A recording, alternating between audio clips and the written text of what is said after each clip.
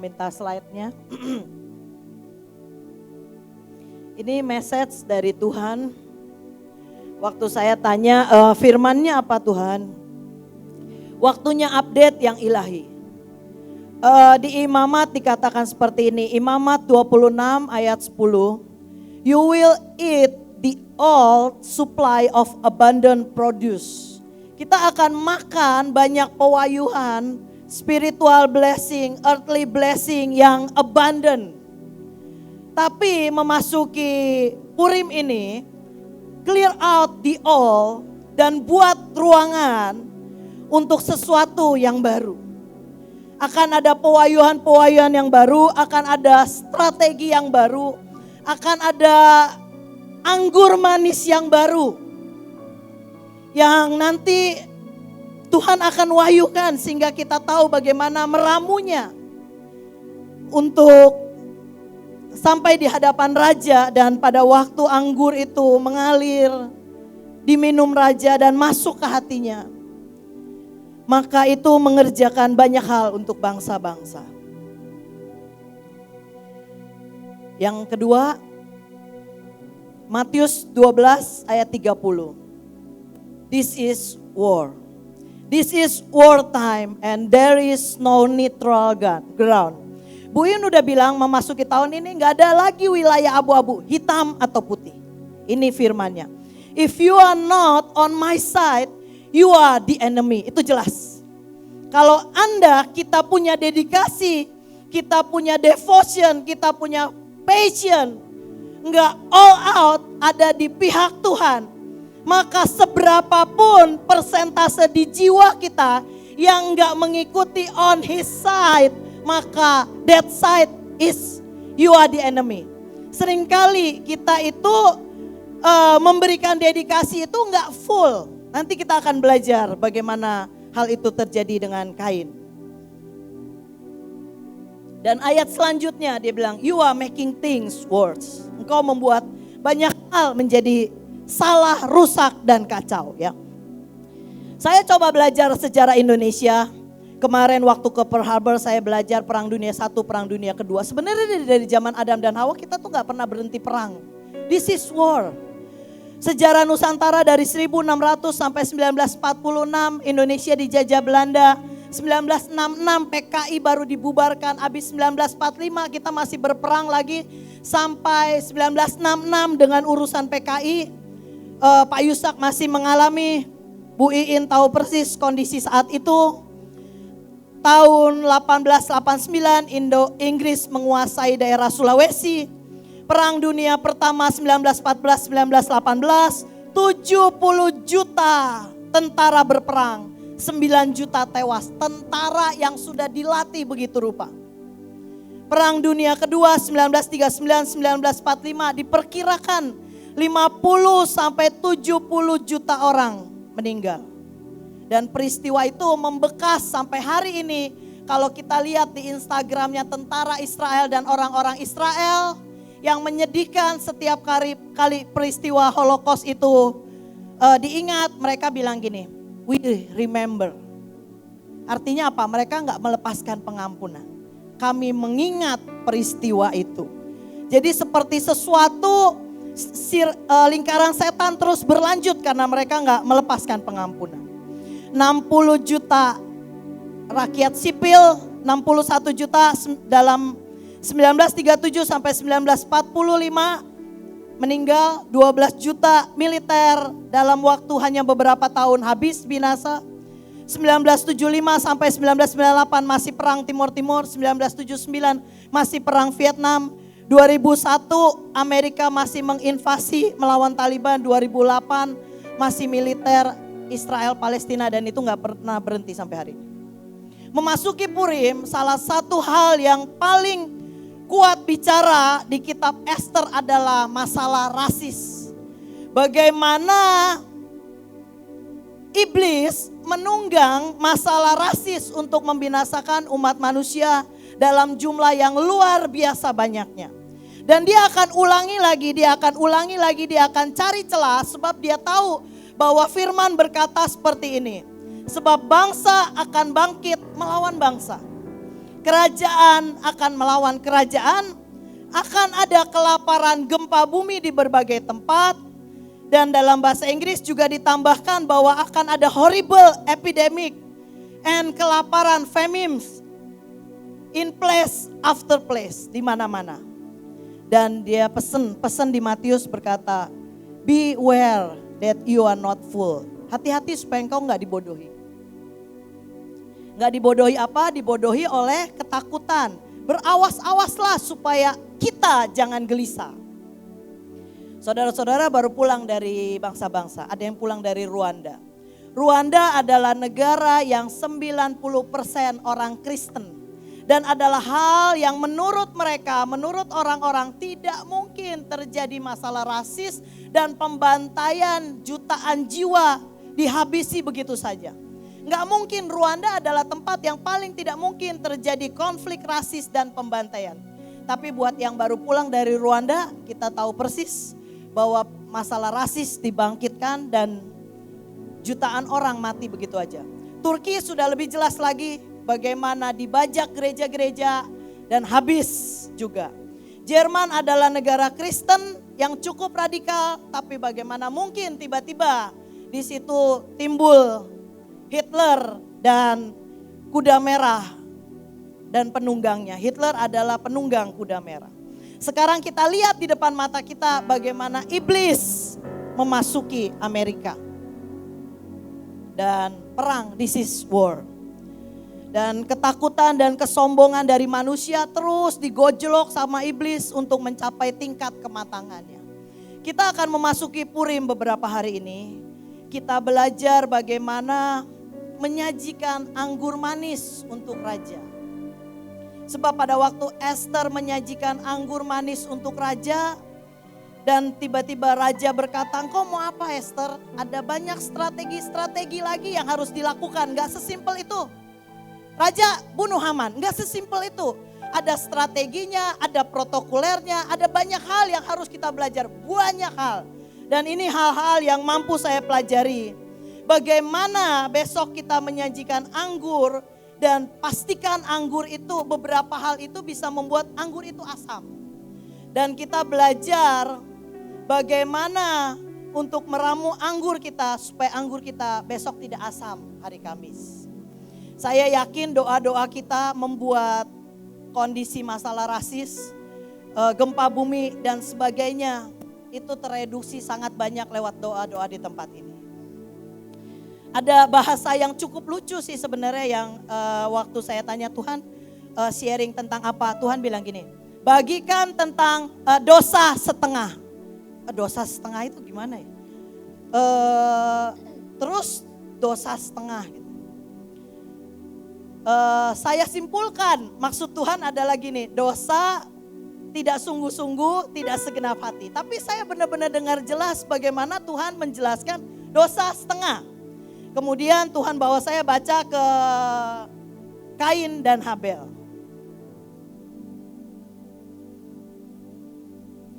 Kita tahu pada umumnya cerita tentang Kain dan Habel.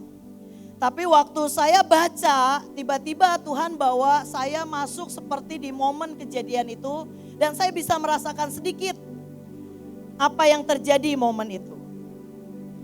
Pada waktu Tuhan mengusir Adam dan Hawa, sebenarnya bukan cuma Adam dan Hawa yang hatinya sakit karena terpisah dengan Allah.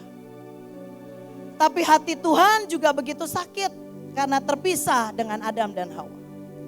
Dan entahlah sekian berapa puluh tahun mereka hidup, sebuah kutuk sudah pernah diucapkan oleh Tuhan dengan perkataan, dengan kesakitan engkau akan melahirkan.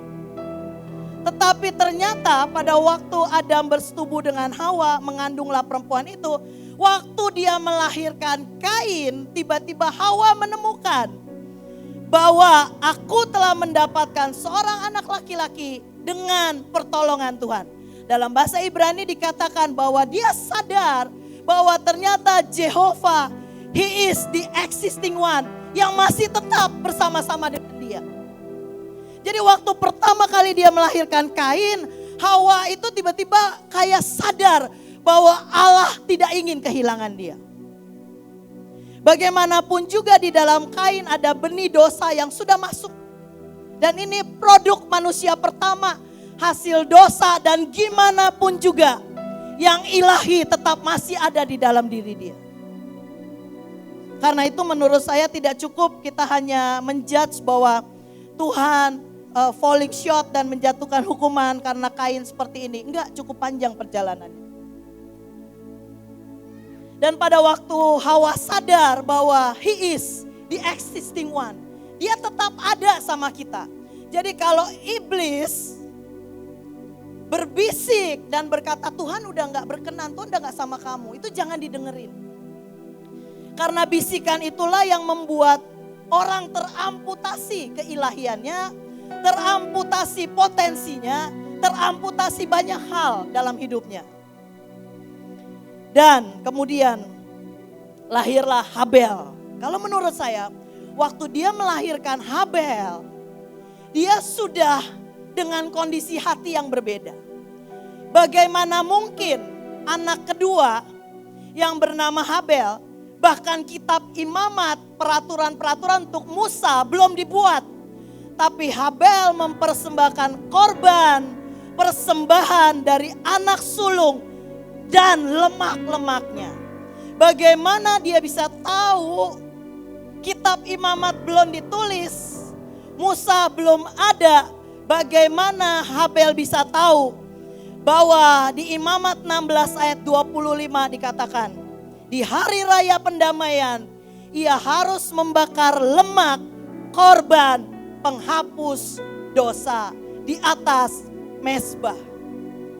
Bagaimana anak ini yang kakaknya seperti itu, dia bisa ngerti apa yang harus dia bakar. Katakanlah mereka berdua mendengarkan bagaimana orang tuanya bercerita tentang Allah.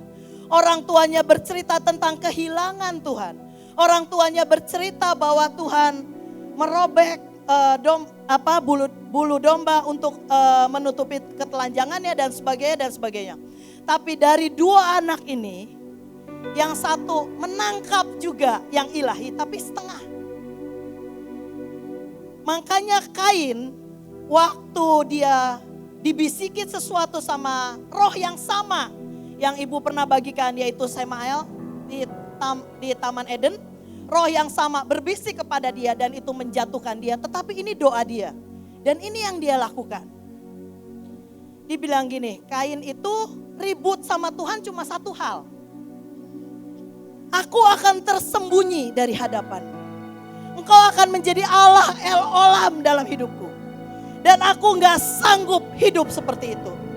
Because from face your presence I will be hidden. Gak sanggup aku hidup kayak gitu Tuhan. Seorang Kain setelah membunuh masih punya rasa takut tersembunyi dari hadapan Tuhan. Tetapi karena dia ini produk setengah, dia gak melanjutkan jeritannya. Jadi waktu Tuhan berkata, oke, kamu takut tersembunyi. Aku takut waktu aku tersembunyi, aku dibunuh Tuhan. Oke, kamu takut dengan sebabnya. Aku berikan tanda supaya tidak ada satu orang pun yang bisa membunuhmu. Dan buat dia selesai. Dia tidak mau merekonsiliasi hubungannya dengan Tuhan dengan mengajukan permohonan lagi. Tetapi di dalam diri Habel ada sebuah kerinduan yang luar biasa untuk sebuah pemulihan hubungan antara manusia dengan Allah. Dan menurut saya, apa yang ngalir dari hatinya waktu dengar orang tuanya bercerita bagaimana tiba-tiba Tuhan menjadi Allah El Olam. Habel dengan Kain menangkapnya berbeda. Jadi tidak sesimpel dia datang dan dia bacok Habel, tidak sesimpel itu. Tidak hanya se-short itu kisahnya. Bayangin setelah dia tersembunyi dari hadapan Tuhan, apa yang dibuat oleh Kain? Kain itu mendirikan sebuah kota dan di mana kota itu diberi nama Henok yang artinya my dedication for you. Tapi dia terpisah dari Allah. Dia jauh dari Tuhan. Hari-hari ini saya mewaspadai hati saya sendiri. Ketika pekerjaan Tuhan yang dahsyat dinyatakan. Ketika pekerjaan Tuhan lewat hidup kita tetap ajaib. Tapi kesadaran kita akan kehadiran pribadinya seringkali berkurang, bahkan menipis, bahkan hilang. Tertutup oleh pekerjaan Allah yang dahsyat dalam hidup kita. Dan tidak mungkin anggur manis bisa kita sajikan dari hasil pekerjaan-pekerjaan yang sebenarnya apapun yang kita lakukan, dialah yang mengerjakannya. Dan kemudian saya tidak tahu apalagi yang ada di hati Kain. Yang pasti dia melahirkan seseorang yang bernama Jubal. Dan dialah yang menjadi bapa dari semua pemetik kecapi dan harpa. Menurut saya ini masih ada benang-benang merah kerinduan dia untuk mempersembahkan sesuatu kepada Allah. Tetapi kehadiran dosa setengah yang hari ini saya belum bisa terjemahkan apa itu artinya. Mungkin seperti ini. Dosa setengah adalah I know that you act. Kamu masih berlaku, kamu masih berbuat, kamu masih act, do something. Tapi in ignorance. Di dalam kita ada hawa ignorance. Kalau Habel punya ignorance, dia gak akan tahu persis bahwa akan ada peristiwa 2000 tahun kemudian. Seperti apa yang dia lakukan, Yesus akan lakukan untuk seluruh umat manusia. Dari sebuah kerinduan hati yang sama. Ingin berdamai dan menyatu kembali dengan Tuhan. Jadi kita itu gak bisa punya alasan gak tahu. Gak tertulis. Tidak ada perintah yang detail. Yang diucapkan oleh pemimpin saya. Sehingga saya salah mengeksekusi sesuatu. Sehingga sikap hati saya salah. Karena Habel bisa dengan tepat mempersembahkan lemak-lemak dan dikatakan the fat portion. Bagian lemak adalah milik Tuhan. Bagaimana dia bisa tahu bahwa segala lemak adalah kepunyaan Tuhan. Bagaimana dia tahu membakar sesuatu yang tepat menjadi penghapus dosa di atas mezbah.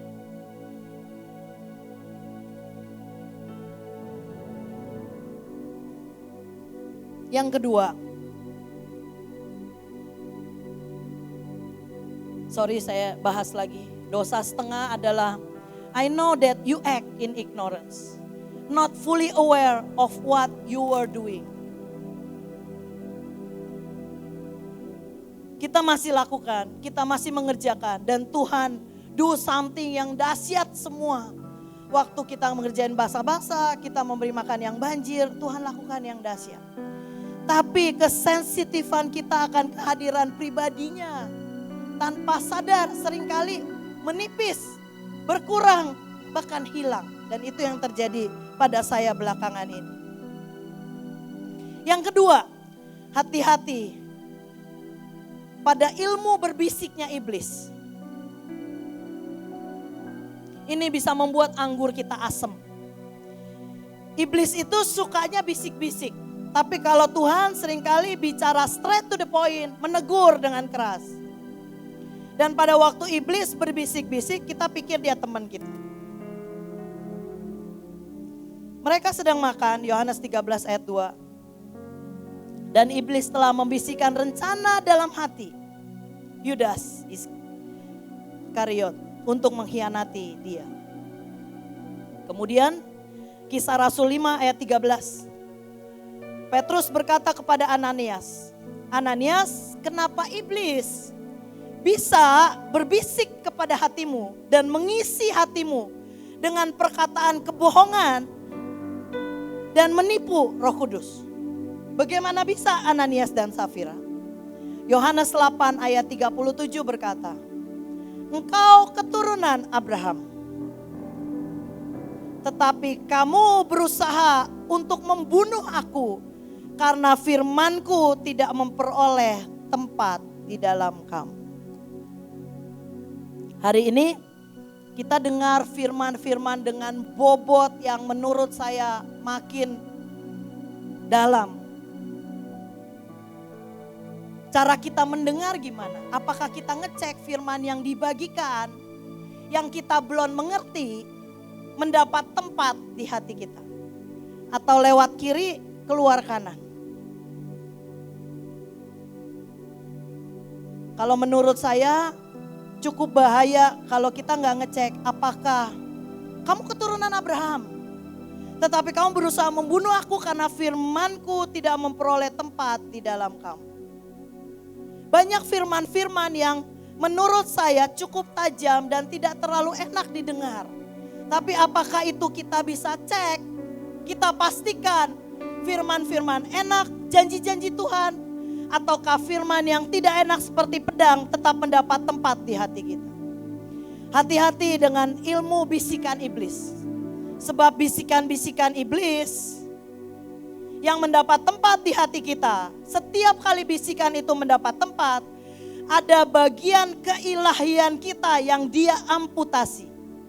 Ada potensi yang dia amputasi. Dan yang lebih mengerikan, jika yang dia amputasi adalah seluruh hidup seseorang. Seperti Ananias Safira langsung geletak blek. Seperti Yudas langsung terpotong dari hadapan Tuhan. Dan untuk Nehemia dikatakan seperti ini. God put the word into your heart. Yang satu iblis menaruh perkataan di hatinya. Yang satu yang membuat dia membangun Yerusalem adalah karena God put a word into your heart. Untuk membangun Yerusalem bla bla bla bla bla. Pertanyaannya adalah begini. Kenapa perkataan iblis bisa mendapat tempat di hati kita? Kenapa di Nehemia perkataan Tuhan yang masuk sehingga seluruh hidupnya tertulis di kitab bahwa dialah yang membangun tembok Yerusalem, memulihkan tembok Yerusalem. Yang pertama, mengapa Habel bisa mengerti persis apa yang akan terjadi 2000 tahun yang lagi. Dan bagaimana Kain hanya mendengar setengah. Dia takut tersembunyi dari hadapan Tuhan. Yang ketiga, ketika kita mulai mengglobalkan sesuatu yang personal dari Tuhan. Ini menyakitkan hati Tuhan. Ada 10 orang kusta.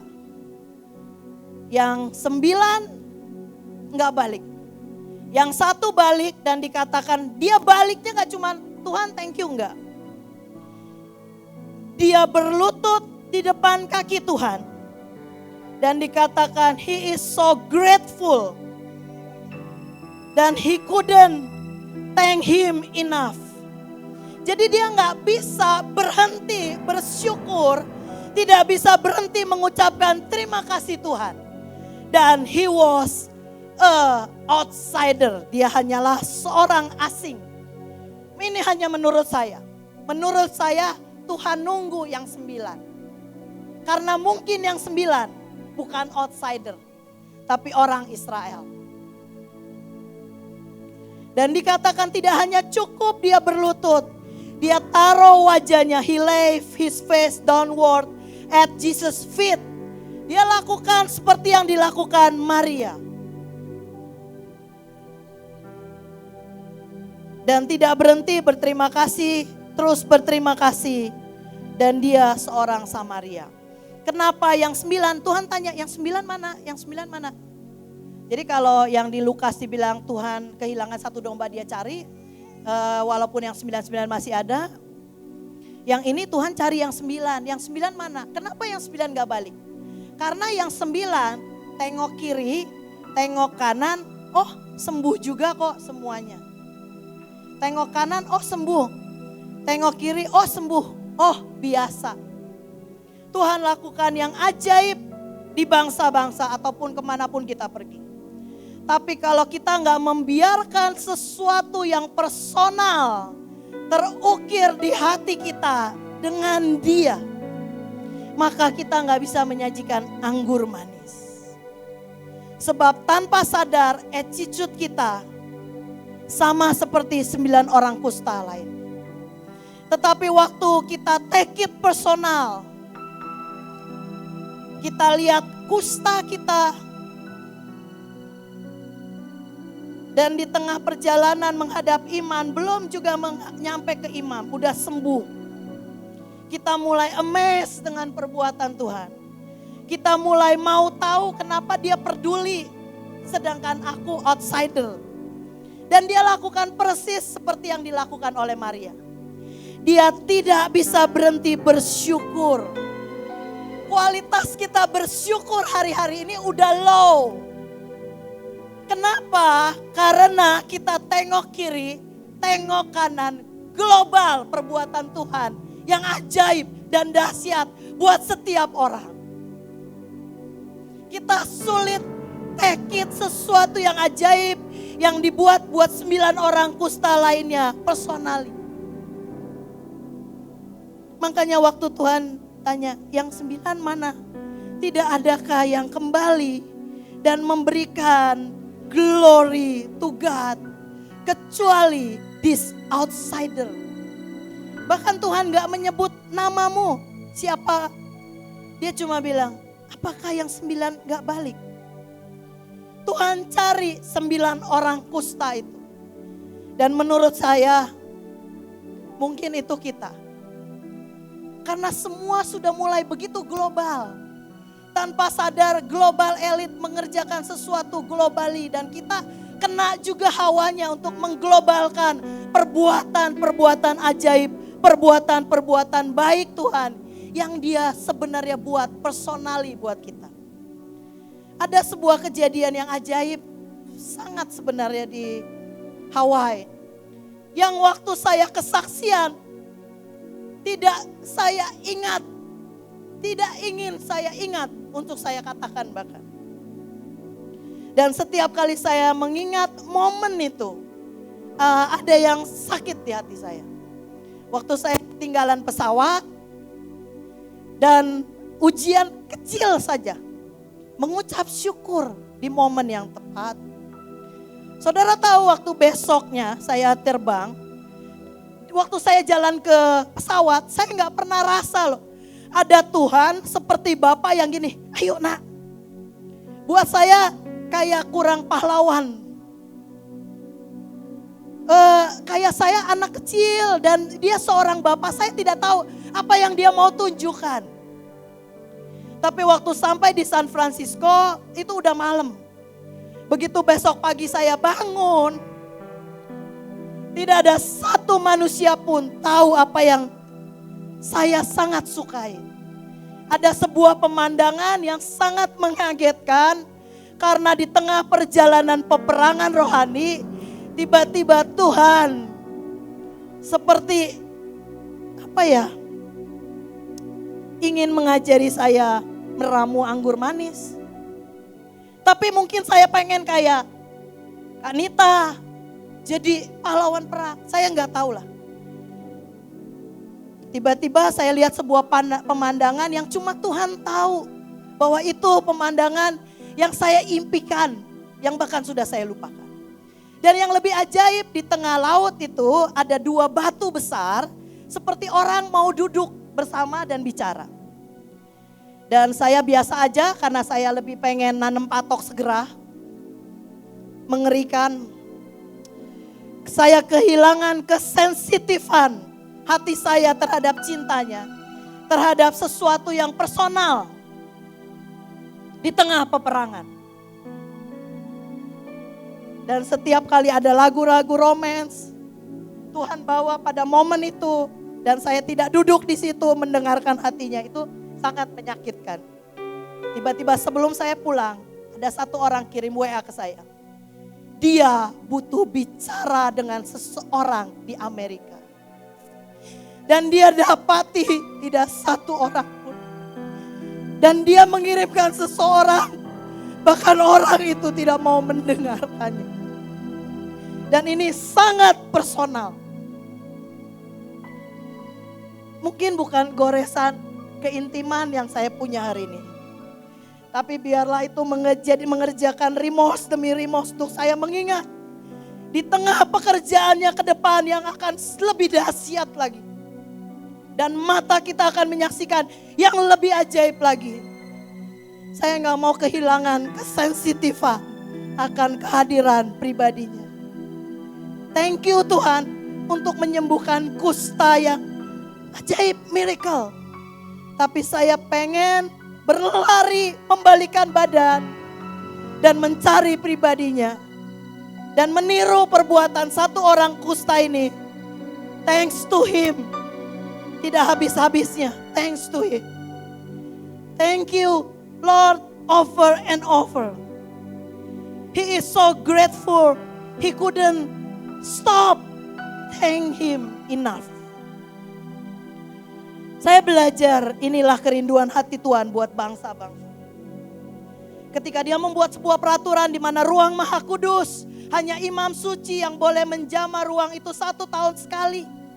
Dan buat kebanyakan orang mereka akan menjauh karena ruang itu terlalu kudus. Tapi satu hari dia merobek tirai itu, dia merobek dirinya sendiri. Supaya His Holiness become approachable. Sehingga umat manusia bisa mengerti bahkan ketika Anda gagal berlari ke ruang Maha Kudus, meraih jantung hati Tuhan, menyentuh mercy and grace. Maka cinta yang ajaib, yang personal, mercy will come. Mercy come running to you. Itu cintanya. Segitu ajaibnya Allah yang berjalan bersama kita. Apa yang membuat Habel bisa mengerti imamat yang belum tertulis? Apa yang membuat Nehemia punya tempat buat perkataan hati Tuhan sampai dia bisa membangun dari juru minum, bisa membangun di Yerusalem. Hanya karena Tuhan put a word di hatinya. Apa yang membuat Anania Safira habis? Yang terakhir, apa yang membuat satu orang asing ini menghampiri Tuhan dan tidak habis-habisnya berterima kasih? Saya tanya Tuhan, arti pengabdian itu apa sih Tuhan? Tuhan bilang gini, seluruh gairahmu ada padaku. Jadi pagi hari ini biar our devotion, our dedication, our passion, our love kembali to you alone. Sebab di Lukas dikatakan engkau harus menyembah Tuhan. Kita tata mezbah kita untuk membuat persembahan dan penyembahan. Tetapi dikatakan engkau harus menyembah Tuhan Allahmu. Dan hanya kepada Dia sajalah engkau berbakti. Untuk menyajikan anggur manis beberapa hari lagi. Perhatikan, naikkan level dan value pengertian pengabdian kita. Arti pengabdian adalah my devotion, my dedication, my love, my passion, my obey. Ibadahku, kesetiaanku, gairah, binar dan girangku hanya ada padamu Tuhan. Itulah arti pengabdian yang sesungguhnya. Makanya bagaimana seorang hamba gak pernah bisa lepas melihat tangan nyonyanya. Karena mereka mengerti arti pengabdian. Ketika orang-orang ajaib berlombong-rombongan membangun bait suci. Dan ada pada waktu ibadah raya itu mau diadakan. Tidak lepas dikatakan rombongan imam, rombongan pemusik. Dan di belakang ada rombongan para budak. Para budak itu tetaplah orang-orang yang sangat bisa menyentuh hati Tuhan. Saudara tahu waktu Yesus di Taman Getsemani, waktu dia bilang, Bapa, lalukan cawan ini. Dia bukan pengecut, gak mungkin ditakuti sakit. Tapi sebuah catatan berkata di Amplified, yang dia takutkan adalah momen waktu di kayu salib dia mempersembahkan seluruhnya dan Allah memalingkan wajahnya. Dia tidak sanggup berpisah beberapa saat dengan Bapaknya. Itulah yang membuat dia berdoa, Tuhan, kalau boleh lalukan cawan ini. Dia tidak berdoa supaya dia tidak jadi disalib. Dia bukan pengecut, dia bukan penakut. Tapi sesuatu yang personal antara dia dan Bapa. Makanya Tuhan bilang, kalau boleh lalukan momen aku terpisah dengan kau. Sebab waktu aku turun ke bumi, itulah pengabdianku. Gairahku hanya ada padamu. Bahkan ketika di kayu salib, gairahku ada padamu. Mungkin kita gak bisa konstan jatuh cinta terus sama Tuhan. Seperti Bevis bilang, waktu naik ke gunung, selalu nengok ke kiri, ke kanan. Tapi biarlah ini menjadi pengejaran kita seumur hidup kita. Untuk menaikkan level dan value pengabdian kita. Sampai seperti apa yang dibuat Tuhan. Sampai sungguh-sungguh pengertian pengabdian itu diukir. Karena ada kata-kata yang berkata, seluruh gairahku ada padamu. My devotion, my dedication, my obey, ibadahku, kesetiaanku, gairah, binar mataku, girangku, hanya pada waktu aku melihat pribadimu. Kita tundukkan kepala, kita sama-sama menghadap Tuhan pagi hari ini. Dan kita sodorkan diri kita di hadapan Tuhan. Hineni, ajari aku Tuhan, buat mengerti artinya pengabdian.